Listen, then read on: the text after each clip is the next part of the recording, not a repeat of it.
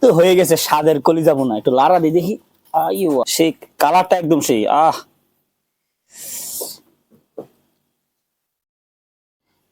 এ হলো গরুর কলিজা। গরুর কলিজা রান্না করার আগে এটা সিদ্ধ করে নিলাম। একটা কথা মনে রাখবেন, গরুর কলিজা রান্না করার আগে সিদ্ধ করে নিতে হয়। তো গরুর কলিজাতে অনেক রক্ত থাকে, এগুলো সহ খাওয়া ঠিক না। অনেকে আছে গরুর কলিজা সিদ্ধ না করে এমনি ডাইরেক্ট রান্না করে ফেলে, এটা আসলে খাওয়া ঠিক না। এখানে গরুর রক্ত থাকে, এগুলো মানুষের শরীরে রোগ বালাই হতে পারে। এজন্য প্রথমত সিদ্ধ করা কলিজাগুলো আগে দিয়ে নেই।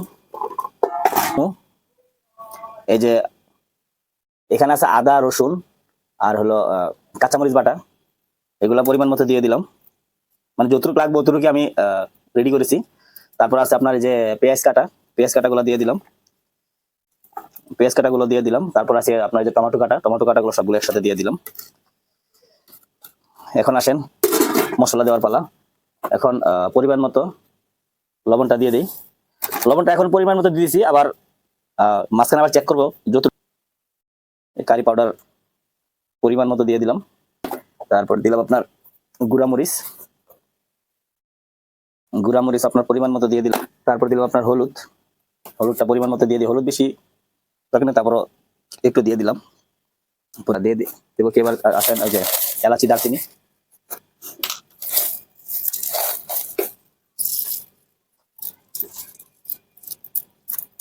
তারপর আপনার তেল দিতে হবে, তেলটা দিয়ে দিলাম পরিমাণ মতো। এখন এটাকে চামচ দিয়ে একটু লাড়া দিতে হবে।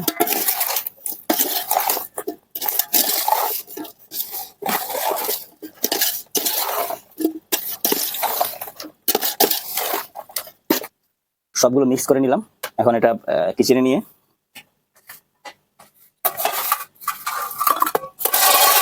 সবগুলো মিক্স করে নিলাম। এখন কষানো চলতেছে, আরো কষ্ট হবে।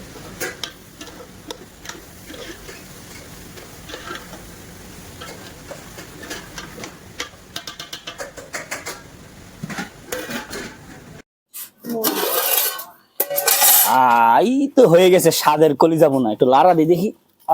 সেই কালারটা একদম সেই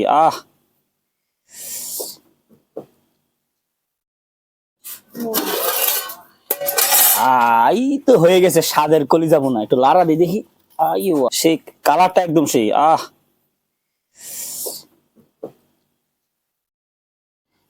এ হলো গরুর কলিজা রান্না করার আগে এটা সিদ্ধ করে নিলাম। একটা কথা মনে রাখবেন, গরুর কলিজা রান্না করার আগে সিদ্ধ করে নিতে হয়। তো গরুর কলিজাতে অনেক রক্ত থাকে, এগুলো সহ খাওয়া ঠিক না।